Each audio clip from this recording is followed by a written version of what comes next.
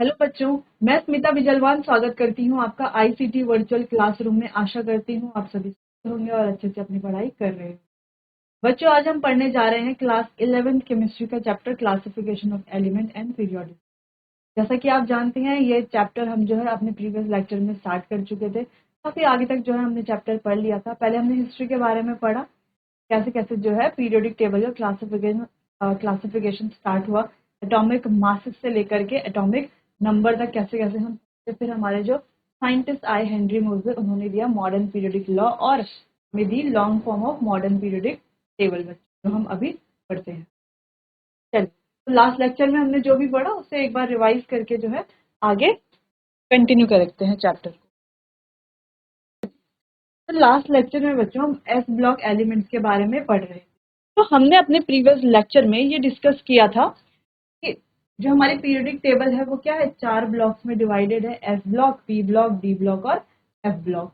अच्छा बच्चों, अगर हम कहें जो एफ ब्लॉक है वो आता है तो डी ब्लॉक के अंदर ही है। जो पीरियोडिक टेबल है वहां पर वो जो स्पेस है इसके लिए एफ ब्लॉक के एलिमेंट्स के लिए, लेकिन वो है किसके अंदर, डी ब्लॉक के अंदर ही तो है। तो इस बात में कंफ्यूज नहीं करना, वो अलग से रखे हुए, अलग से इसीलिए रखे हुए हैं ताकि जो हमारी पीरियोडिक टेबल है वो डिस्टर्ब ना हो। तो उसका जो स्ट्रक्चर है वो बिल्कुल बिगड़ जाएगा अगर हम उन एलिमेंट्स को भी वहां पर रखेंगे। इसीलिए जो है उनको अलग से रखा जाता है, और इसीलिए भी अलग से रखा जाता है कि एफ ब्लॉक के जो एलिमेंट्स है उनकी प्रॉपर्टीज क्या होती है, सिमिलर होती है, इसीलिए उन्हें एक साथ रखा जाता है अलग से। बाकी है तो किसका ही पार्ट, वो डी ब्लॉक का ही पार्ट है। एस ब्लॉक में जो भी हमने पढ़ा था कर लेते हैं बच्चों, फिर पी ब्लॉक के बारे में पढ़ना स्टार्ट करते हैं। तो हमने कहा था ये जो एस ब्लॉक है, यहाँ पर जो इलेक्ट्रॉन है वो लास्ट कहाँ पर एंटर करते हैं, एनएस ऑर्बिटल में। ठीक, ये कहाँ पर है, पीरियोडिक टेबल के एक्सट्रीम लेफ्ट में। ठीक, यहाँ पर क्या है, ग्रुप्स 1A और 2A है। ठीक, अब इनके जो लास्ट इलेक्ट्रॉन है, इलेक्ट्रॉनिक कॉन्फ़िगरेशन क्या थी, NS1 और NS2।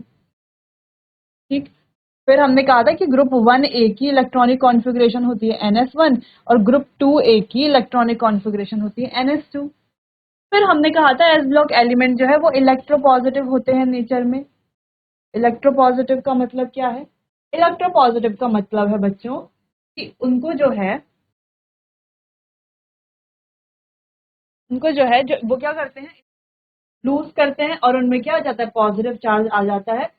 तो जैसे उन्हें क्या कहा जाता है, कैटायन कहा जाता है। तो ये नेचर में कैसे होते हैं, इलेक्ट्रोपॉजिटिव, यानी कि इलेक्ट्रॉन को लूज करके क्या बन जाते हैं, कैटायन बन जाते हैं। या हम कह सकते हैं इलेक्ट्रॉन को लूज करके इन पे क्या जाता है, पॉजिटिव चार्ज आ जाता है। कैसे, जैसे कि हम देखें जो ग्रुप 1A के एलिमेंट्स है,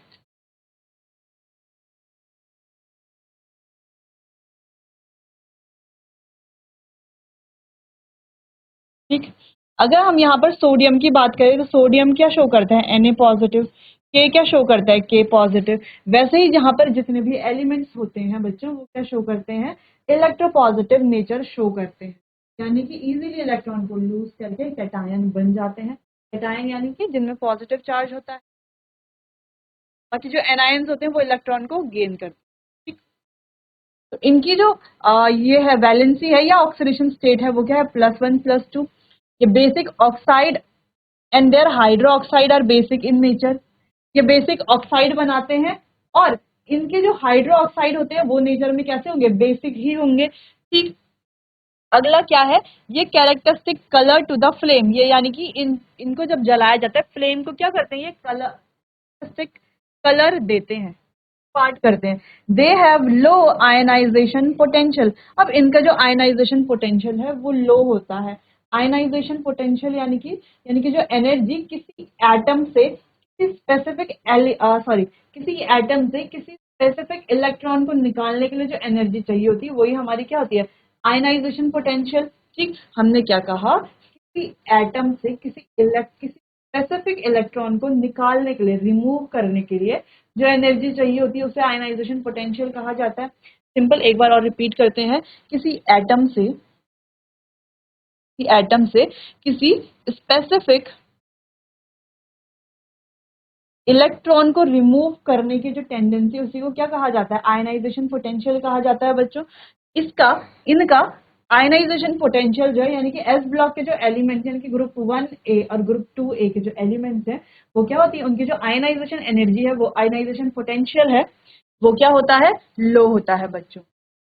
अब ये सॉलिड होते हैं रूम टेम्परेचर पे, है ना, कमरे के तापमान पर ये सॉलिड होते हैं, लेकिन एक्सेप्ट सीजियम। सीजियम क्या है, 35 डिग्री से अबव के जो टेम्परेचर है वहां पर क्या होता है बच्चों, वहां पर लिक्विड होता है। अगला, they are good reducing agents. अब ये क्या है, गुड रिड्यूसिंग एजेंट्स भी है बच्चों। ठीक, ये प्रॉपर्टी थी एस ब्लॉक एलिमेंट्स की, ये हमने अपने प्रीवियस लेक्चर में पढ़ ली थी अच्छे से। अब आगे बढ़ते हैं ब्लॉक एलिमेंट्स के बारे में। अब पी ब्लॉक एलिमेंट्स में हमारे एलिमेंट्स कौन कौन से हैं बच्चे,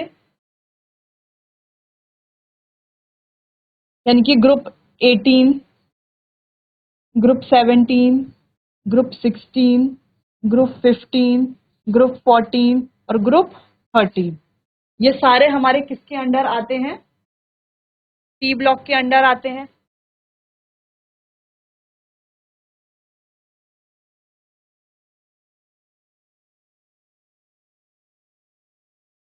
ठीक, चलो, तो ग्रुप 13 को हम क्या कहते हैं, बोरॉन फैमिली कहते हैं।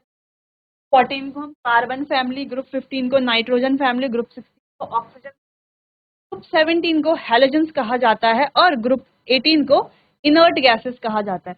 तो जो ग्रुप है वो हीलियम से स्टार्ट होता है ना। ग्रुप 18 कहाँ से स्टार्ट होता है हमारा, हीलियम से स्टार्ट होता है तो ग्रुप 18 ही, और स्टार्ट किससे होता है, हीलियम से। ठीक, तो क्या क्या हमारे एलिमेंट्स होते हैं,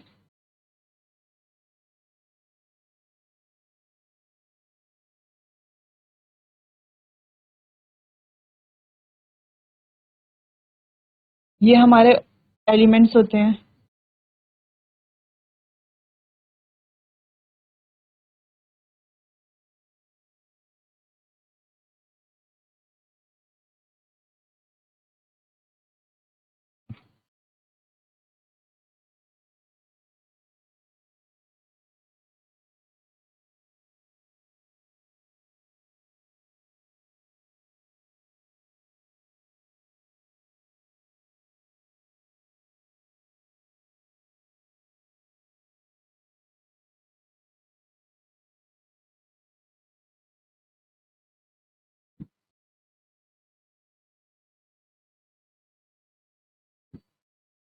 ये क्या है, हमारे सारे एलिमेंट्स हैं। तो बच्चों आपको भी इस तरीके से सारे एलिमेंट्स याद होने चाहिए कि आप खुद से जो है सारे एलिमेंट्स लिख पाए। ठीक, चलिए, तो याद करने की ट्रिक अभी हम बताएंगे कि कैसे कैसे जो है हमें ये सारे एलिमेंट्स याद करने हैं। तो अगर हम यहाँ पर देख पा रहे हैं तो क्या क्या है, boron family, carbon family, nitrogen family, oxygen family, फिर हमारा आता है हैलोजन फैमिली, फिर हमारी आती है इनर्ट गैसेस। ठीक बच्चों, इनके जो लास्ट इलेक्ट्रॉन होते हैं वो कहाँ आते हैं, पी ऑर्बिटल में आते हैं। ठीक, इसीलिए पी ब्लॉक में है, तो last electron enters in P orbital. Last, जैसे हमने एस ब्लॉक के बारे में पढ़ा था, तो लास्ट इलेक्ट्रॉन कहाँ एंटर कर रहा था, एस ब्लॉक में कर रहा था। यहाँ पर जो है लास्ट इलेक्ट्रॉन कहाँ पर एंटर करेगा, पी ऑर्बिटल में करेगा। ठीक,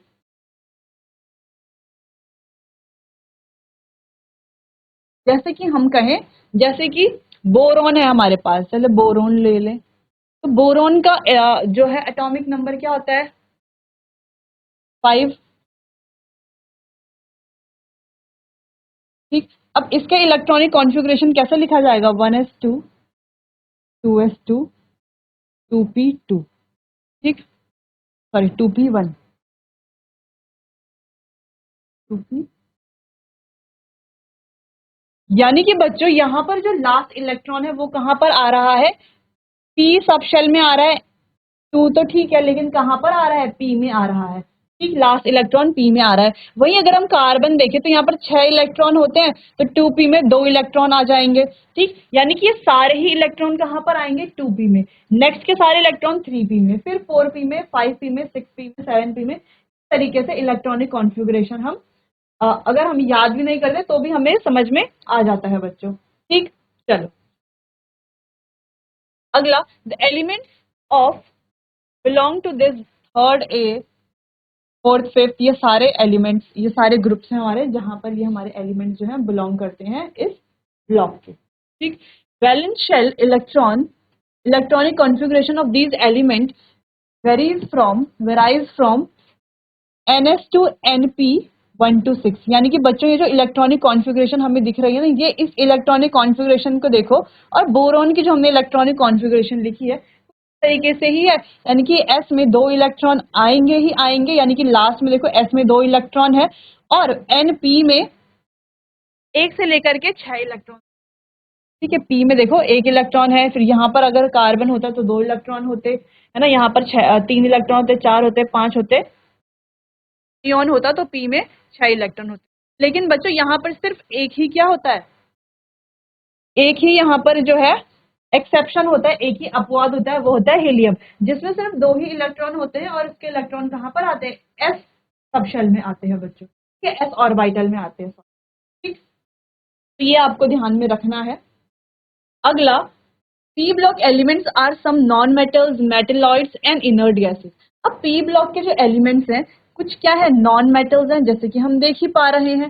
ठीक, कुछ क्या है मेटेलॉइड्स हैं, जैसे कि हम गैलियम, इंडियम, ये सब हम देख रहे हैं। ठीक, और कुछ क्या है इनर्ट गैसेस हैं, जो कि हमारा लास्ट वाला ग्रुप है। ठीक है बच्चों, तो जो हमारा अच्छा एस ब्लॉक जब हमने पढ़ा था तो वहां पर एल्कलाई मेटल्स थे और एल्कलाई अर्थ मेटल्स थे। ठीक, अब पी ब्लॉक्स में क्या है, वैरायटी ज्यादा है ना, ब्लॉक भी तो देखो कितना बड़ा है, 13 to 18 ग्रुप तक।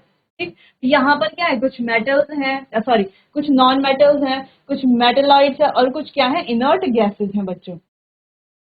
अगला, the valency of these block element is varies from, इनकी जो वैलेंसी है वो कुछ इस तरीके से हम लिखते हैं, ग्रुप 13 की +3, ग्रुप 14 की +4, ग्रुप 15 की -3, ग्रुप 16 की -2, ग्रुप 17 की -1, और ग्रुप 18 की 0। तो इस तरीके से हम वैलेंसी लिखते हैं बच्चों, जैसे हमने पढ़ा वैसे आप क्या कर सकते हैं, इस तरीके से इतना पोर्शन आप पी ब्लॉक, जब आप पी ब्लॉक के बारे में लिखेंगे तो वहां पर पी ब्लॉक के एलिमेंट्स लिख देना, और उनके ऊपर उनकी जो वैलेंसी है वो भी आप लिख देना।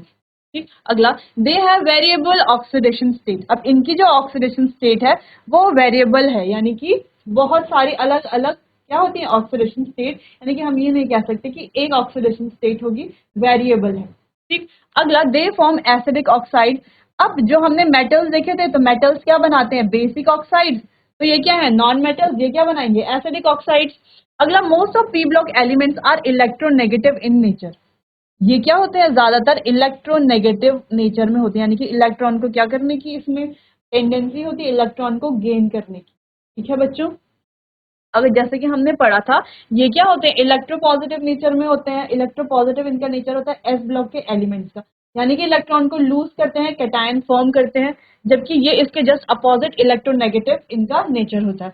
अगला, generally they form covalent compound. अब जैसे कि कार्बन है, ये क्या बनाते हैं जनरली कोवेलेंट कंपाउंड बनाते हैं, जो halogen form salt with alkali, halogen जो है एल्कलाई के साथ मिलकर के, एल्कलाई मेटल के साथ मिलकर के क्या बनाते हैं, सॉल्ट बनाते हैं। ठीक है बच्चों, जैसे कि हमने NaCl देखा है, NaCl क्या है, हमारा सॉल्ट है, NaCl सॉल्ट है। NaCl में Cl तो हमारा क्या है, हैलोजन है, पी ब्लॉक का एलिमेंट है, लेकिन बच्चों Na यानी कि सोडियम क्या है, सोडियम हमारा एल्कलाई मेटल्स है, तो इसीलिए यहाँ पर कहा गया कि हैलोजन जो है सॉल्ट बनाते हैं एल्कलाई मेटल के साथ मिलकर के, और जनरली जो पी ब्लॉक एलिमेंट्स है वो क्या बनाते हैं, कोवेलेंट कंपाउंड फॉर्म करते हैं बच्चों। ठीक, तो ये आपको ध्यान में रखना है, एक एक पॉइंट यहाँ पर जो हम पढ़ रहे हैं वो बहुत ही ज्यादा इंपॉर्टेंट है बच्चों, और पूरे चैप्टर से रिलेटेड है। एक भी पॉइंट अगर आप मिस करते हैं तो बहुत सारी चीजें आपकी मिस हो जाती है।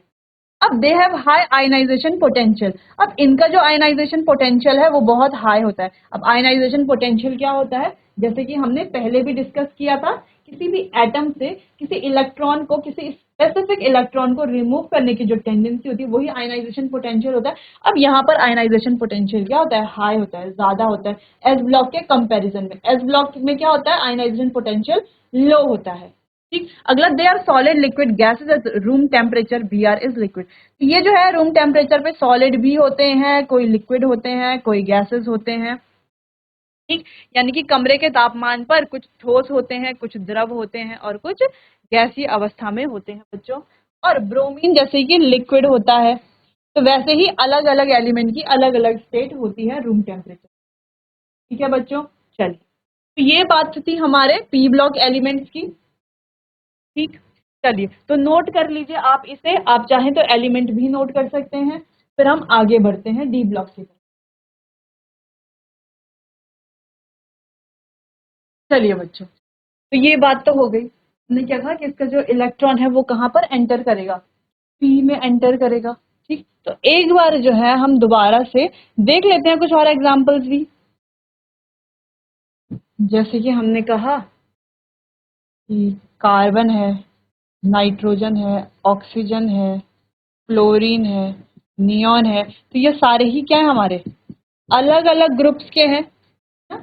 कोई ग्रुप 14 का है, कोई 15 का है, कोई 16 का है, कोई 17 का है, कोई 18 का है, अलग अलग ग्रुप के हैं। और सबके जो एटॉमिक नंबर है वो भी अलग अलग है ना? इसका एटॉमिक नंबर है 6, इसका 7, इसका 8, इसका 9, इसका 10। इनके एटॉमिक नंबर भी क्या है, अलग अलग है।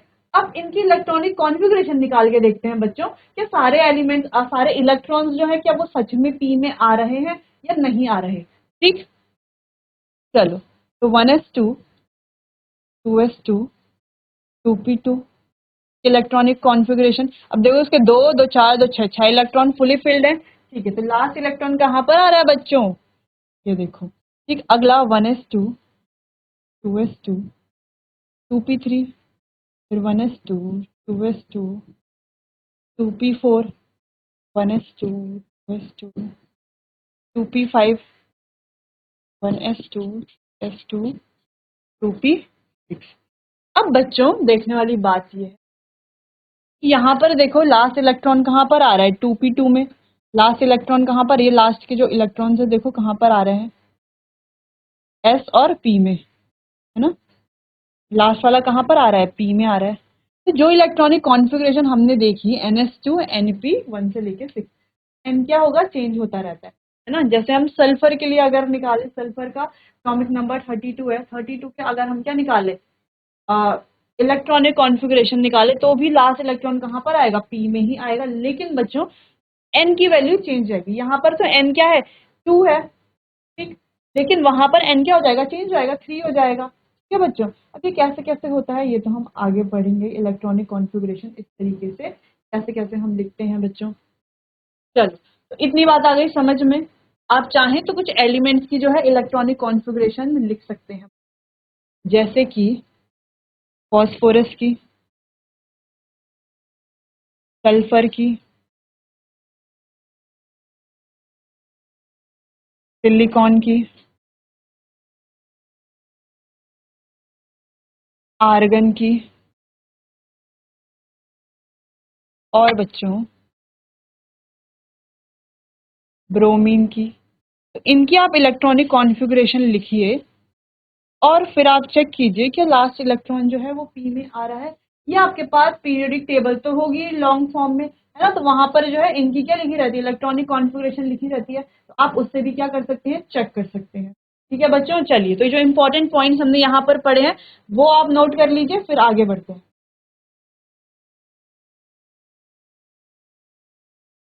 चलिए अब आगे बढ़ते हैं। अगला हमारा है डी ब्लॉक। अब डी ब्लॉक के बारे में कि यहाँ पर जो लास्ट इलेक्ट्रॉन होगा वो कहाँ पर एंटर करेगा, ऑर्बिटल में एंटर करेगा बच्चों। लिखा हुआ है last electron enters the D orbital. ठीक है, अब ये कहाँ पर लाई करते हैं, जैसे हमने कहा था कि जो हमारे एस ब्लॉक होते हैं वो राइट में, सॉरी लेफ्ट में होते हैं। पी ब्लॉक है तो वो कहाँ पर है, राइट में है। ठीक, अब डी ब्लॉक क्या है, एस और पी ब्लॉक के मिडिल में है ना, एस ब्लॉक और पी ब्लॉक के बीच में होता है डी ब्लॉक। ठीक है बच्चों, तो the D block element lie between S and P block. तो डी ब्लॉक कहाँ पर रहता है, एस और पी ब्लॉक के बीच में। और डी ब्लॉक में बच्चों इस तरीके से ये हमारे क्या होते हैं, ग्रुप्स होते हैं। Valence shell electronic configuration of the elements. तो वैलेंशियल इलेक्ट्रॉनिक कॉन्फ़िगरेशन क्या होती है इनकी, n-1, डी में 1 से लेकर 10 तक इलेक्ट्रॉन, और ns, ये हमारी क्या है इसकी इलेक्ट्रॉनिक कॉन्फ़िगरेशन। ठीक है बच्चों, D block elements are transition metals. ये सारे ही क्या होते हैं, हमारे ट्रांजिशन मेटल्स होते हैं बच्चों। The valency of D block is variable, है ना, वेराइज। ये क्या होती है, यहाँ पर जो वैलेंसी होती है वो क्या होती है, अलग अलग होती है बच्चों। ठीक, अगला, elements as they show transition properties between S and P block. S और पी ब्लॉक के बीच के जो एलिमेंट, ठीक है, ट्रांजिशनल प्रॉपर्टी शो करते हैं। तो यहाँ पर ज्यादातर जो कंपाउंड होते हैं वो क्या होते हैं, कलर्ड होते हैं, रंगीन होते हैं। बहुत सारों में क्या होता है, अलग अलग कलर के होते हैं, ठीक है। जैसे कॉपर ही हम देख लें, they readily form complexes by acting as Lewis acid, और ये लुईस एसिड की तरह एक्ट करके, बच्चों लुईस एसिड हम पहले भी पढ़ चुके हैं, लुईस एसिड की तरह एक्ट करके ये क्या बनाते हैं, कॉम्प्लेक्सेस बनाते हैं। Most of them are their compound show paramagnetic paramagnetic भी, ज्यादातर ये जो कंपाउंड्स होते हैं पैरामैग्नेटिक और डायमैग्नेटिक बिहेवियर शो करते हैं। अब पैरामैग्नेटिक डायमैग्नेटिक ये बिहेवियर क्या होता है बच्चों, ये हम जब आगे पढ़ेंगे चैप्टर में वहां पर डिस्कस करेंगे कि क्या होता है, ठीक है बच्चों। सिंपली आप समझ लीजिए, जहां पर अनपेयर्ड इलेक्ट्रॉन्स और पेयर्ड इलेक्ट्रॉन्स होते हैं तो उन्हीं को हम क्या करते हैं, डिस्टिंग्विश करते हैं पैरामैग्नेटिक और डायमैग्नेटिक में। अगला, most of them act as good catalyst, और ज्यादातर इनमें से कैटलिस्ट की तरह एक्ट करते हैं। बच्चों अब कैटलिस्ट क्या होते हैं, जो हमारी किसी भी रिएक्शन को क्या करते हैं, स्पीड अप कर लेते हैं और किसी भी रिएक्शन में पार्टिसिपेट करके रिएक्शन को ज्यादा अच्छे से प्रोसीड कराते हैं। तो वो हमारा कैटलिस्ट होता है और रिएक्शन में कोई इंटरफेयर वो नहीं करते, ठीक। तो ये बात थी हमारे डी ब्लॉक के एलिमेंट्स के बारे में। अब डी ब्लॉक के एलिमेंट जैसे कि हमारा स्कैंडेनियम है, टाइटेनियम है, vanadium, chromium, manganese, iron, cobalt, निकल, कॉपर, जिंक के अलावा और भी हमारे अगले एलिमेंट्स हैं।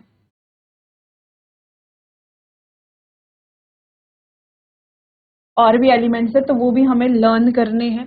जैसे कि अब हम इसका क्या देखें, इलेक्ट्रॉनिक कॉन्फ़िगरेशन। अगर यहाँ पर बच्चों हम देखें, इनका जो इलेक्ट्रॉनिक कॉन्फ़िगरेशन है वो क्या आता है, इस तरीके से ही आता है बच्चों। अब यहाँ पर हम क्या पढ़ते हैं, जो डी ब्लॉक एलिमेंट्स होते हैं ये first transition series, second transition series और थर्ड ट्रांजिशन सीरीज में ये एलिमेंट्स क्या होते हैं, डिवाइड हुए रहते हैं, ठीक है बच्चों। चलिए, तो फिलहाल आप इन प्रॉपर्टीज को अपनी कॉपी में नोट कर लीजिए। उसके बाद जो है हम आगे हैं, फिर इलेक्ट्रॉन को कैसे जो है फिल किया जाता है, कैसे उनके इलेक्ट्रॉनिक कॉन्फ़िगरेशन निकाली जाती है, ये हम पढ़ेंगे। जब इलेक्ट्रॉनिक कॉन्फ़िगरेशन के बारे में पढ़ लेंगे फिर हम पीरियोडिक टेबल को अच्छे से लर्न करने की कोशिश करेंगे। चलिए, आप क्या कीजिए, सबसे पहले इसे नोट कर लीजिए, फिर आगे बढ़ते हैं। चलिए बच्चों, आगे बढ़ते हैं एफ ब्लॉक एलिमेंट की तरफ। एफ ब्लॉक एलिमेंट, इनका जो लास्ट इलेक्ट्रॉन होगा वो कहाँ पर एंटर करेगा बच्चों, एफ ऑर्बिटल में एंटर करेगा, ठीक। अगला, the F block elements lie outside below main body of the table. तो जो टेबल की मेन बॉडी है उसके आउटसाइड इसको क्या करा जाता है, रखा जाता है, जो कि हम अभी तक डिस्कस ही कर रहे हैं कि क्या होती है, जो हमारी लेंथेनॉइड सीरीज और एक्टिनाइड सीरीज, यानी कि जिनको हम एफ ब्लॉक एलिमेंट भी कहते हैं, उनको जो पीरियोडिक टेबल है उसकी मेन बॉडी से अलग रखा जाता है, ठीक। क्यों रखा जाता है, कई बार हमने वो बात डिस्कस कर ली है बच्चों। The elements of F block belong to this block, lanthanoid and actinoid, यानी कि इन एलिमेंट्स को क्या कहा जाता है, लेंथेनॉइड और एक्टिनॉइड कहा जाता है बच्चों। अगला, इनकी जो वैलेंस शेल इलेक्ट्रॉनिक कॉन्फ़िगरेशन है वो कुछ इस तरीके से होती है जो आपको प्रॉपर याद करनी है, यानी कि n-2 f में 1 से लेके 14 इलेक्ट्रॉन तक, n-1 बच्चों इसको n- आप लिख n-1 d में 1 से लेके 10 इलेक्ट्रॉन और n। अब ये क्या है, अभी तो आपको ये बहुत बड़ा लग रहा होगा, ऐसा लग रहा होगा इसे याद कैसे करेंगे, इतनी सारी एस ब्लॉक की ब्लॉक एफ ब्लॉक सबके जो इलेक्ट्रॉनिक कॉन्फ़िगरेशन है, इसके जनरल जो ये फॉर्मूला होता है, या हम इसे जनरल फॉर्मूला बोल सकते हैं, ठीक है। जनरल इलेक्ट्रॉनिक कॉन्फ़िगरेशन भी हम इसे बोल सकते हैं। तो इसे कैसे याद करेंगे, अभी आपको कंफ्यूजन हो रहा होगा, लेकिन बच्चों बस जब हम इसका अगला टॉपिक पढ़ेंगे तो ये सारा कंफ्यूजन आपका दूर हो जाएगा, तब आप सिंपली समझ जाएंगे कि याद करने की जरूरत है ही नहीं, आपको ये ऐसे ही बस इसमें आ जाएगा, तो ऐसे ही अपने आप ही याद हो जाएगा। तो एफ ब्लॉक एलिमेंट को इनर ट्रांजिशन मेटल्स भी कहा जाता है। अगला, there are two series in the F block. F block में दो सीरीज है, 4f और 5f। अच्छा, properties are similar to D block elements. इनकी जो प्रॉपर्टीज है वो थोड़ा थोड़ा डी ब्लॉक एलिमेंट्स के सिमिलर है। बच्चों लेक्चर स्टार्ट करने से पहले हमने एक चीज पढ़ी थी, एक चीज समझी थी, ये जो एस ब्लॉक के एलिमेंट्स है ये है कहाँ पर, है ना, ये पी और एस ब्लॉक के बीच में है। ठीक, अब ये है कहाँ पर, जो डी ब्लॉक है, ट्रांजिशन मेटल्स जहां पर है, ट्रांजिशन एलिमेंट्स जिन्हें हम कहते हैं, उनके बीच में ही तो ये है। यानी कि हम क्या कह सकते हैं, ये है किसके अंडर, है तो डी ब्लॉक के ही अंडर, लेकिन इसे अलग से क्यों रखा गया है, ताकि जो पीरियोडिक टेबल है उसके स्ट्रक्चर में कोई खराबी ना आए, है ना, उसका स्ट्रक्चर जो है वो खराब ना हो, डिस्टर्ब ना हो, उसका स्ट्रक्चर जो है मेंटेन रहे, इसीलिए इन्हें अलग रखा जा रहा है। और दूसरी चीज, ये जो सारे एलिमेंट्स है हमारे 4s के 5s के, तो इनकी जो प्रॉपर्टीज है वो सिमिलर है, सबकी प्रॉपर्टीज आपस में बहुत ज्यादा क्या है, ये प्रॉपर्टीज इनकी सिमिलर है, इसीलिए भी इन्हें अलग रखा गया है ताकि इन्हें अलग से स्टडी कर सके बच्चों। बाकी क्या है, ये है तो किसके ही, डी ब्लॉक के ही एलिमेंट्स है एक तरह से देखा जाए। ठीक है बच्चों, तो यहाँ पर कंफ्यूजन नहीं होनी चाहिए, इसीलिए कहा जा रहा है इनकी जो प्रॉपर्टीज हैं वो क्या होंगी, कुछ कुछ प्रॉपर्टीज जो है डी ब्लॉक के एलिमेंट्स के सिमिलर होंगी। ठीक, अब जो लेंथेनॉइड्स हैं वो लेजर्स में यूज करते हैं, और एक्टिनॉइड्स जो है वो क्या होते हैं, रेडियो एक्टिव होते हैं। अब रेडियो एक्टिव क्या है कि ये क्या करते हैं, एमिशन क्या करते हैं, एमिट करते हैं, है ना, रेडियो एक्टिव क्या होते हैं, ये एमिशंस को एमिट करते हैं। जैसे कि हमारा थोरियम होता है, यूरेनियम होता है बच्चों, ये रेडिएशन को एमिट करता है ना, जैसे अल्फा बीटा गामा रेडिएशन हमने सुना है कि beta alpha beta gamma radiation radiation होती है, इनको एमिट जो करते हैं उन्हें क्या कहा जाता है, रेडियो एक्टिव एलिमेंट्स कहा जाता है। जैसे कि हमने यूरेनियम देखा है, थोरियम देखा है बच्चों। ठीक, अगला, दे आर हाईली इलेक्ट्रोपॉजिटिव। अब ये क्या, हाईली इलेक्ट्रोपॉजिटिव है।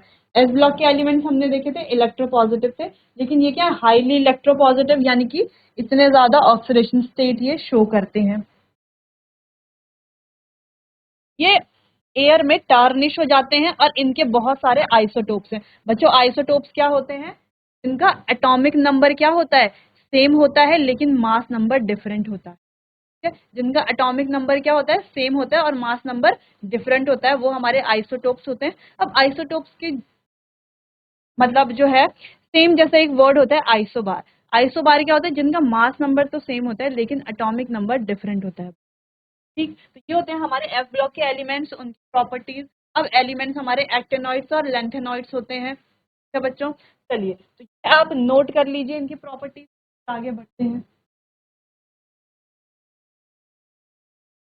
चलिए बच्चों, तो अब बच्चों यहाँ पर हम एस पी डी और एफ, ये चारों ब्लॉक्स को अच्छे से डिस्कस कर चुके हैं, इनकी क्या प्रॉपर्टीज होती है, क्या इनका जो है वैलेंशियल इलेक्ट्रॉनिक कॉन्फ़िगरेशन होता है, ये भी हमने डिस्कस कर लिया। अब जो इनका वैलेंशियल इलेक्ट्रॉनिक कॉन्फ़िगरेशन है वो आपको थोड़ा ध्यान में रखना है बच्चों। अब आगे बढ़ते हैं, अगला टॉपिक है हमारा ऑबाउस प्रिंसिपल। अब ये क्या होता है, हम एलिमेंट्स को फिल कैसे करते हैं, यानी कि मेनली हमें यहाँ पर इलेक्ट्रॉनिक कॉन्फ़िगरेशन के बारे में पढ़ना और इस प्रिंसिपल को भी याद करना है, ये बहुत ही इंपॉर्टेंट है, एग्जाम में कई बार पूछा जाता है। तो बच्चों इसको हम डिस्कस करेंगे आने वाले अगले सेशन में, तब तक के लिए आप पढ़ते रहिए, कहीं पर कोई कन्फ्यूजन होती है तो आप मुझसे पूछ सकते हैं। चलिए, तो मिलते हैं अपने आने वाले अगले सेशन में, तब तक के लिए आपका बहुत बहुत धन्यवाद।